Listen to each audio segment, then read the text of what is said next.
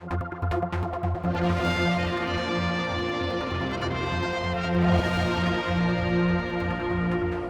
iron lung was in use in the Isle of Man as recently as 50 years ago.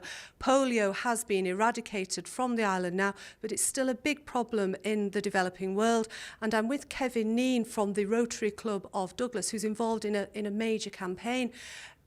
Can I ask you, first of all, how does this work?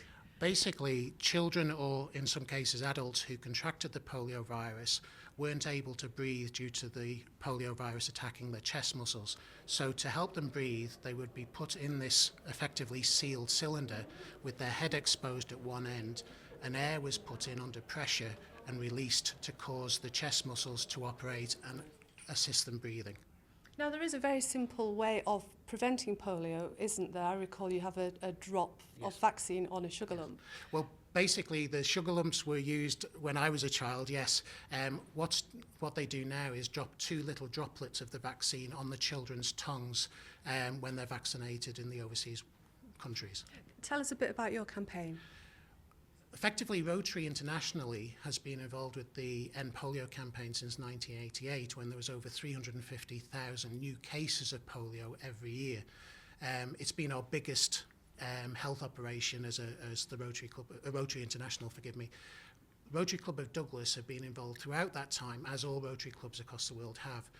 Our efforts have been basically increased probably since 2011.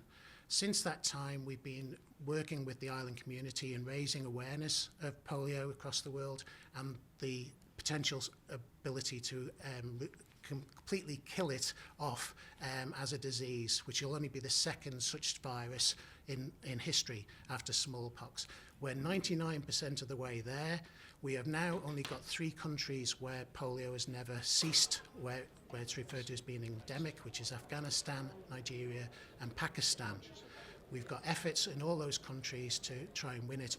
Rotary itself and its global partners are working to try and eradicate polio completely by 2018. But it costs as little as 50 pence to vaccinate a child. Unfortunately, if a child catches the virus or has the virus, you can't cure polio, but you can stop polio from getting to the child in the first place. So how are we involving our football team in this?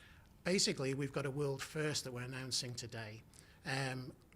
I came up with the idea having recalled that Barcelona football team some years ago had UNICEF logos on their shirts, and I was thinking some months ago as to what we might do in terms of raising awareness.